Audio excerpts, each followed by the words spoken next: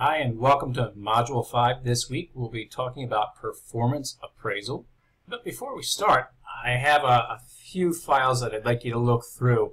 The first one is a listing of performance reviews that were reportedly taken from actual federal employee performance evaluations. And I'll read the first couple, but you can see they're pretty amusing in what you see a supervisor who is in a leadership position and what they actually are saying about their employees. And the first one here is, since my last report, this employee has reached rock bottom and has started to dig.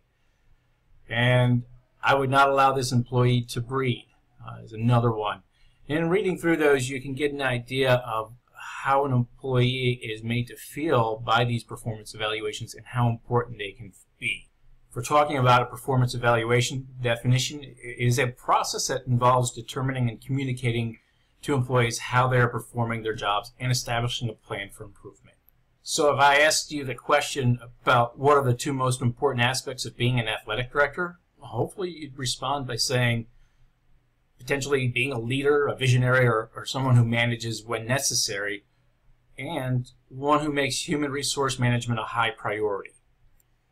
The last time we talked a great deal about personnel management issues. However, we only touched on the issue of evaluations. So briefly, I'll talk about the performance appraisal and evaluation and why we want to have an appraisal system and essentially think about what is the goal. Ideally, we'd like to be able to help our employee adjust behaviors and achieve effective job performance. Two most important functions of an appraisal are going to be motivating and training.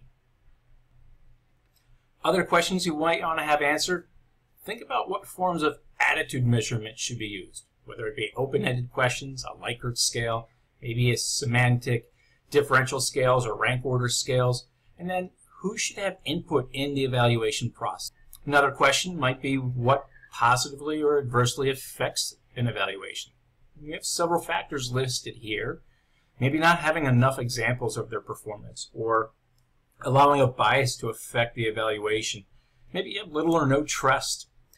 When we think about the performance evaluations and appraisal system, ideally we'd like to have it so that we keep an employee on, but at some point, whether it's because they're choosing to move on or because you're having to find a replacement because of performance, you're going to have to look at having an exit interview, and what this will do is allow us to kind of gain information at the time, and I've cited a reference here for you to look through. And if we're looking to terminate, we want to take it so that we're communicating the steps, maybe putting a spin onto it that has a positive outlook for either their next steps or that we can gain as far as information. In the exit interview, there's going to be a lot of useful information that can help us become better, even if it's stuff we're not wanting to hear, but being willing to listen and keep it all in perspective. So this is going to bring me to the next section, ethics and leadership, and what this really means and how this will play out in your workplace. So it's important to note that leadership is about values, and it's hard to be a leader if you lack the concern of your own personal values. Leadership has a moral aspect. Leaders can use these traits as yardsticks for influencing their own behavior. If we look at the first trait, dignity and respectfulness, they respect others. They respect their employees' feelings, their decisions, and their values. And respecting them implies listening effectively to them, being compassionate to them, as well as being liberal in hearing opposing viewpoints. The second one is serving others. They place their employees' interest ahead of their own. They're humane. They try to act in a manner that is always beneficial to the employees. The third one is the justice. They're fair and just. They treat all equally. There should be no personal bias. Wherever some are treated differently, the ground for differential treatment should be fair. It should be clear, and it should be built on morality. The fourth one is community building, and this is where they develop community by considering their own purpose as well as the employee's purpose. And while making efforts to achieve this goal suitable for both of them, they're considerate to the community's interest. This does not overlook the intentions. They just work harder for the community goals. And the fifth one is honesty. They're loyal and honest. Honesty is essential to being an ethical leader. Honesty can always be relied upon and depended upon, and they always earn respect of their followers. An honest leader presents the facts and the circumstances truly and completely, no matter how critical and harmful the fact may be. They do not misrepresent any facts. All right, so now we're going to move to the program management in the intercollegiate and high school setting. So having an understanding of this will give you the basic elements of the job of an athletic director, no matter what level we're talking about, from the high school to the collegiate level. It's the nuts and bolts of the athletic administration, regardless of what level we're talking about. And here I'm going to show you a coach and also a college AD job description that we would have here. Please note I have referenced this up as a link up above if you'd like to see more detailed information on it. But this is exactly what we have as far as the descriptions and how a person might report, as well as the many job responsibilities that an athletic director may have, as well as a head coach. And I kept it as generic as possible, but within the constructs of our college here and within our conference. So if I'm talking about an athletic director, there are so many elements that are involved in the job responsibilities.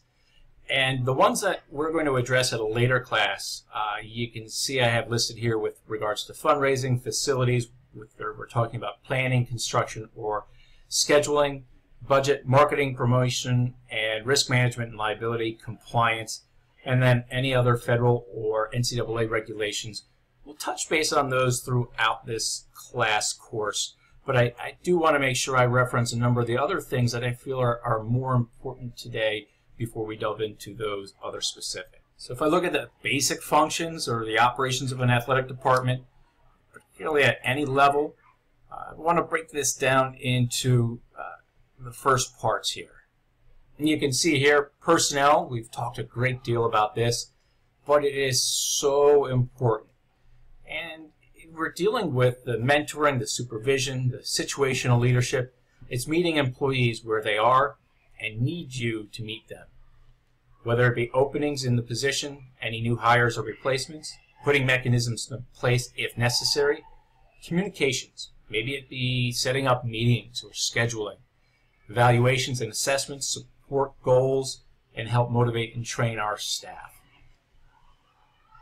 The next one is the office management, and if we talk about this being the computer age, I think that goes into almost every aspect of the job. Technology has changed the way sports organizations and all others do business, as its emphasis is on accountability. Coaches are more independent, and the technology supports that. Changes for a silo building are a lot greater. The Nerve Center, we are answering the phones with direct inquiries, maybe receive visitors.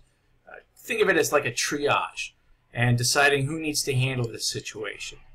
Handling paperwork associated with maybe it's travel expenses, recruiting, daily correspondence, contracts, filing, faxing, scanning, duplicating, bills, invoices, keeping a calendar up to date with appointments, as well as making sure that others are aware of how they can schedule appointments and know if you're available or if you're busy.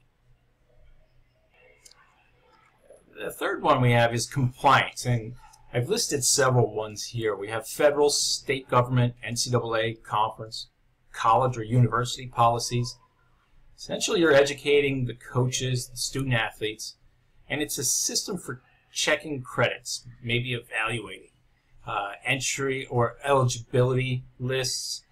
Maybe it's the clearinghouse with the NCAA Divisions 1 and 2.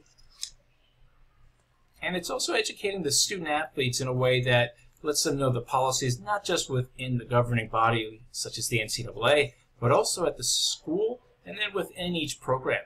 Some may actually be more strict as you find yourself within a certain program. Policies and procedures to guide employees, that's our fourth one, whether it be a manual for coaches or student athletes. Essentially, it's something that should be updated on a yearly basis and evaluated to make sure that they meet the needs and are keeping update and current with what you have as far as programming. Our fifth one is equipment, and not only just getting equipment, the purchase portion of it. Many times you'll need certain approval, especially if you're looking at an entire team for equipment. It's also the care of the equipment and how often you would replace equipment.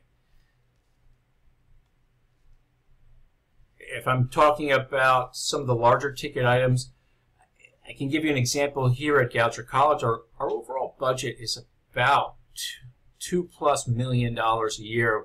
Salaries consist of about 51% of that budget.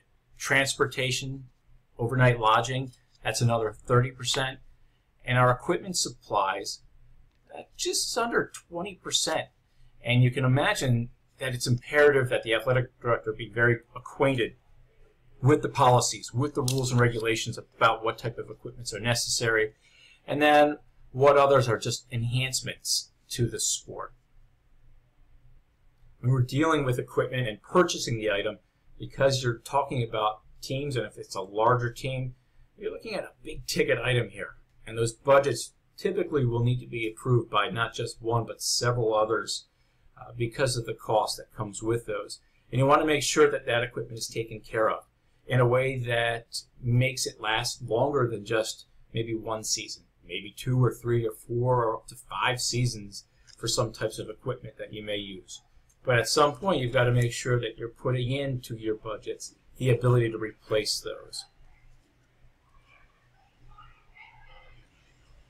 Some of the factors for going into the considerations of what you're going to select, maybe it's the design and the style. You want to look good when you're out in the field, right? You want to be able to play. You want it to be functional. You want the material to be something that's going to be conducive to the environment of play in your area. You also want to be able to have something you can wash and clean, and how much maintenance that's going to require, the care that is required within the laundry service, the coloring and how that matches up with the coloring that the school has. And then the safeties, whether it be safety equipment or if we're talking about cleaning and making sure that we have the health guidelines being followed so that we're not transmitting disease. And then we have a good supply for sources so that we're able to get an extra if something were to go missing or were destroyed. And then caring of the equipment and knowing what that's going to cost and keeping that in mind when we're buying equipment.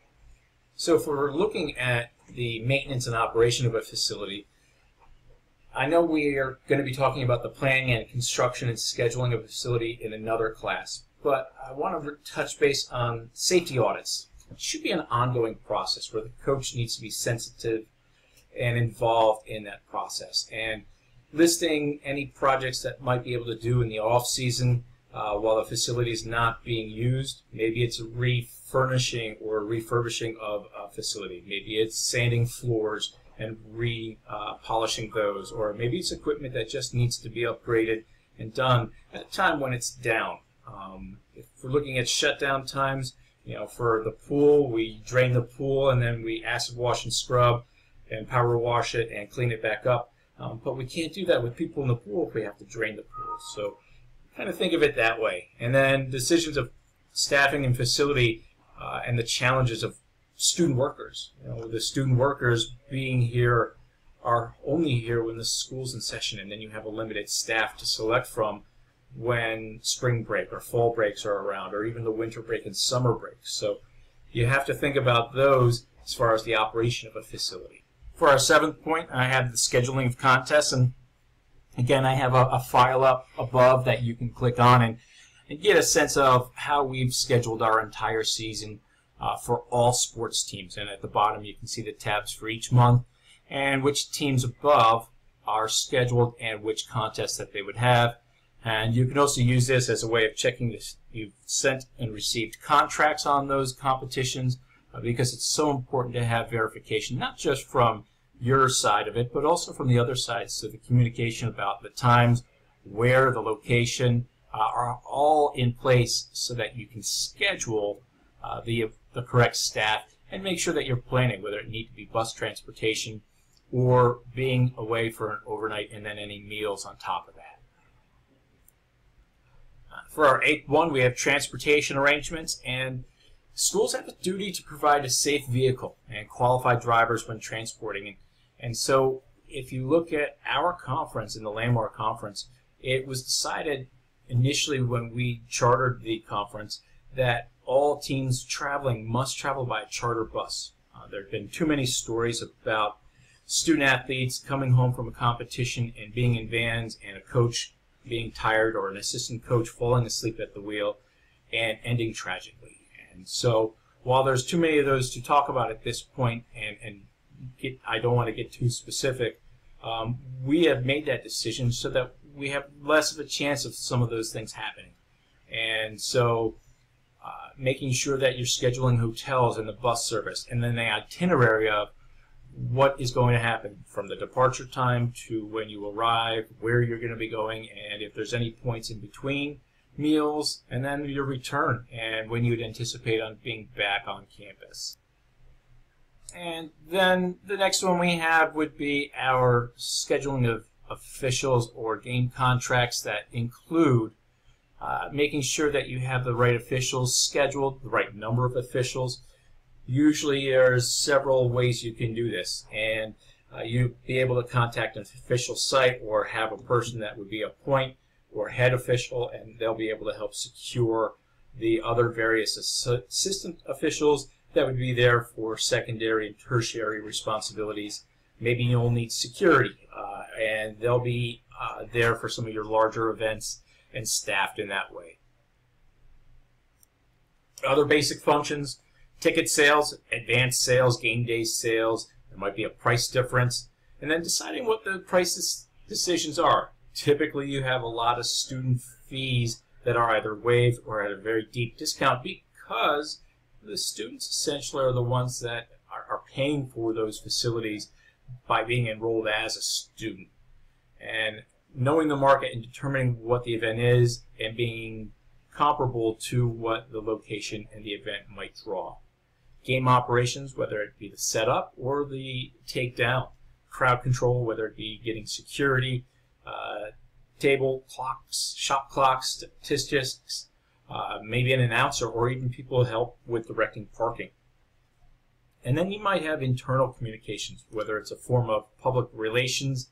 You may need to have it so that with those internal communications, maybe we're not just looking at the messages that go out from like an information director or from a director of communications, but also making sure in-house services are being taken care of. Maybe it's housekeeping or physical plant, and those that would deal with, the temperature control or the grounds and making sure that the lawns are being mowed or the turf is being upkept, or maybe it needs to be plowed because there's a snow emergency. Our external public relations, this would be more specific to our athletic communications personnel. Maybe formerly called sports information or media relations. They deal with Twitter accounts, they deal with Facebook posts. And then we also have our alumni relations. And those get tied into a lot of the information that's kept out, whether it's updating them on any new contests or upcoming events that might be drawn specifically to the alumni crowd. And then any other internal communications to student newspapers or for awards ceremonies. And with alumni events, you may have anniversary celebrations, whether it be for all teams and alumni to come, or you may have it for each specific team to have on an annual basis. Could be a big rival event that you might be hosting, and each team might decide that they'll host one for an alumni event to kind of draw in alumni at multiple points per year rather than just doing it at times just one time every year. So giving more opportunities to draw alumni in, thinking about homecoming events, especially at the high school setting at Thanksgiving time, because most people are home for those holidays. Our next section is going to be sports medicine. And when we talk about sports medicine, we want to talk about the effect that sports has. If we think about our athletes, 25% of scholastic athletes are injured every year. The NATA, which is a national organization for athletic trainers, deals with the ethical principles for trainers. And we're not just talking about, the athletic trainers and trying to make sure that they're treating their athletes well, but also the opposing team athletes and taking care of them in a way that's done with ethical behavior. They all have to work together to provide quality care and rehab to all the participants. There may be a physician on staff or an EMT, and if you're at a high school level, you may have a coach who's certified or a sports supervisor. Some high schools, they don't have an athletic trainer personnel or staff, and so this person becomes even more important or vital. And then at the collegiate level, you may have some student trainers or people who are becoming certified through the process of mentoring. And within our athletic trainers or our sports medicine staff, they have to deal with a number of things, whether it's liability and having an emergency response plan, understanding record keeping, why it's so critical as far as keeping accurate records. It's a helpful tool if it becomes to a point that there's litigation down the line. And we want to make sure that's done through either a screening or pre-participation exam for our current athletes that are entering into or coming up into a season, knowing that there's insurance that's going to cover them, particularly for participants that don't have it with their families that would cover what they were going to need. Accident injury reports, treatment records, records of doctor visits, so that you're documenting everything. And then our last point here is the community service. Whether it being done on campus and helping with certain events, maybe it's a cleanup or maybe it's a participation in certain events, maybe it's conference level and they're going as representatives for either the college or for their teams at the conference level or even the NCAA or national level, and being allowed to be a representative and leader within their teams or within their schools in a way that's really a good, helpful step for a lot of them if they're building up their resumes. Well, that's all I have for this class. I'll have more for the next.